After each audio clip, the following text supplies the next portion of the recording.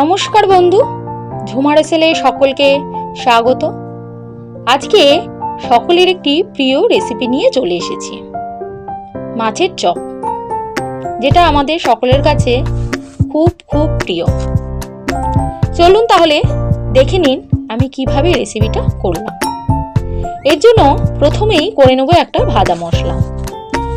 তেল ছাড়া কড়াতে এলাচ, লবঙ্গ, দারচিনি, কিছুটা ধনে, গোলমরিচ, জিরে, মৌরি দিয়ে আর দুটো শুকনো লঙ্কা তার সঙ্গে মিশিয়ে ভালোভাবে একটু ভেজে নেব, যাতে পুড়ে না যায়। নিয়ে সেটাকে আমি গুঁড়ো করে রেখে দেব। এরপর আমি প্যানেতে একটু জল দিয়ে, 1 গ্লাস মতন জল দিয়ে তাতে 3টে কাতলা মাছের পেটিকে নুন আর হলুদ দিয়ে জলে সেদ্ধ বসিয়ে দেব। আপনারা আপনাদের পছন্দ মতন মাছে এটা করতে পারেন, তবে কাটা নেই বা কম কাটা আছে সেরকম মাছ হলেই ভালো হয়।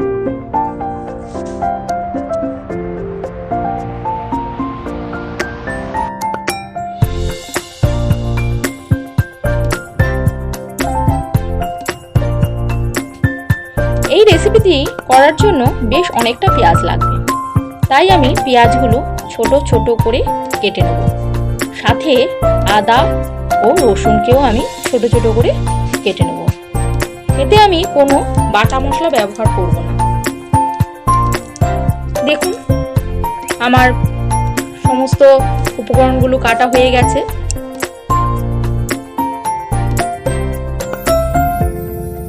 এর মধ্যে আমার মাছটাও সেদ্ধ হয়ে গেছে। এবার আমি মাছটাকে জলটা ছাঁকতে দিয়ে দেবো, এর মধ্যে যেন একটু জল না থাকে। এটাকে এই অবস্থায় আমি বেশ খানিকক্ষণ রেখে দেবো। ততক্ষণে চলুন আমি মশলাটা কষিয়ে নিই তাহলে।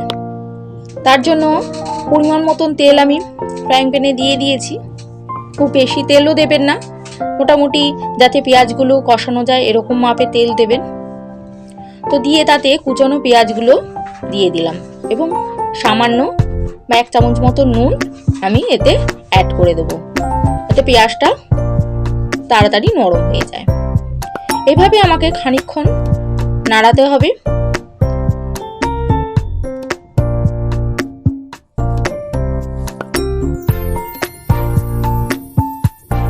খানিকক্ষণ বাদে এর মধ্যে আদা আর রসুন যে কুচো করে রেখেছিলাম সেটাও আমি এর মধ্যে দিয়ে দেবো এবং সমস্ত উপকরণকে নিয়ে একসঙ্গে ভাজতে থাকবো।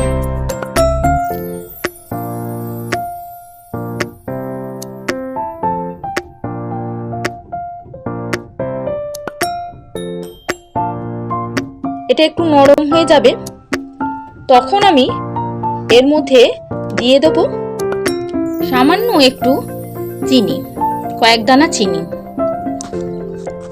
1 চামচ করে হলুদ গুঁড়ো, লঙ্কা গুঁড়ো, ধনে গুঁড়ো আর জিরে গুঁড়ো, সমস্তটা দিয়ে আমাকে ভালোভাবে কষাতে হবে। এটা হচ্ছে হোক। এবার তাহলে মাছগুলো কাটা ছাড়িয়ে নেওয়া যাক। তো মাছের পেটিগুলো তো আমার ভালোভাবে সেদ্ধ করেই রেখেছিলাম।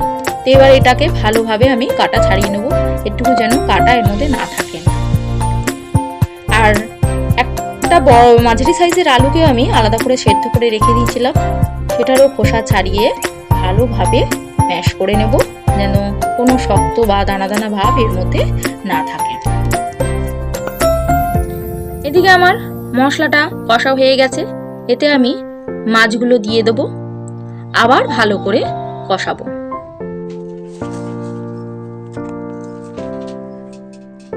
খানিকক্ষণ বাদে যে সেদ্ধ আলুটা আমি ম্যাশ করে রেখেছিলাম এটাও এর সঙ্গে মিশিয়ে দেব এবং ভালোভাবে শুকনো করে এটাকে কষাতে হবে, যাতে একটু জল জল ভাব না থাকে। এতে কিন্তু আমি অনেকবার অনেক ক্ষেত্রে নুন ব্যবহার করছি, তাই নুনটা আমাদের বুঝে বুঝেই দিতে হবে। তো যেহেতু পেঁয়াজ কষার আগেই আমি নুন দিয়েছি, তাই আর নুন দেব না।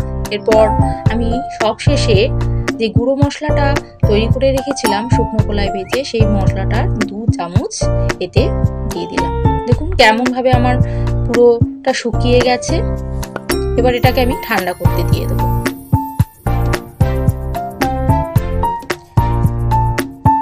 ঠান্ডা হয়ে গেলেই আপনাদের পছন্দ মতন একটা আকার দিয়ে দেবেন।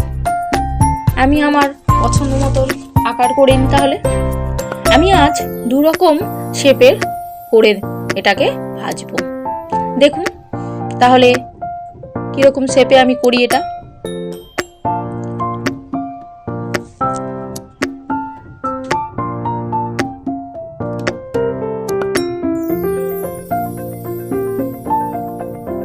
এই যে দেখুন 2 রকম শেপের আমি করে নিয়েছি মাছের চপটা ভাজার জন্য। এবার নিয়ে নেব 3টে পাত্র। তার একটাতে ডিম নেব, একটাতে বেটক্রেম আর আরেকটাতে নেব ময়দা। ডিমে সামান্য নুন দিয়ে দেব। সরি বন্ধু, বোলগুলো আমাকে একটু বদলাতে হলো, ছোট তাই একটু অসুবিধা হচ্ছিল। আর একটা জিনিস আমি স্কিপ করে গেলাম দেখাতে, বাটিটা বদলানোর সময় আমি আরো একটা ডিম নিয়েছি। তাহলে আমি 2টো ডিম নিয়েছি এর মধ্যে।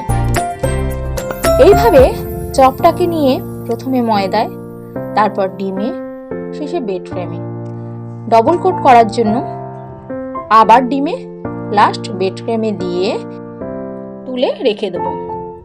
এইভাবে একই প্রসেসে আমি বাকিগুলো করে নেব।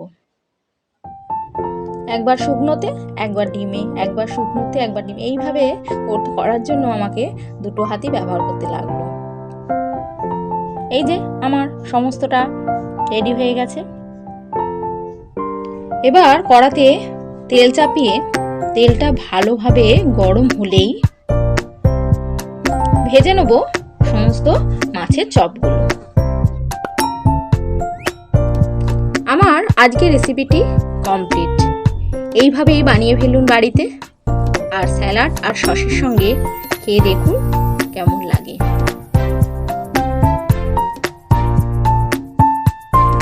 তো বন্ধু, আজকে আমার এই রেসিপিটি কেমন লাগলো তা অবশ্যই কমেন্ট করে জানাবেন। আর যদি ভালো লেগে থাকে তাহলে একটা লাইক দিয়ে শেয়ার করে দেবেন। আর আমার পরের ভিডিওটি দেখার আগ্রহ থাকলে সাবস্ক্রাইব করে দিয়ে বেল আইকনটি অবশ্যই টিপে দেবেন। তো ঝুমার এসেলে আসার জন্য সকলকে অনেক অনেক ধন্যবাদ।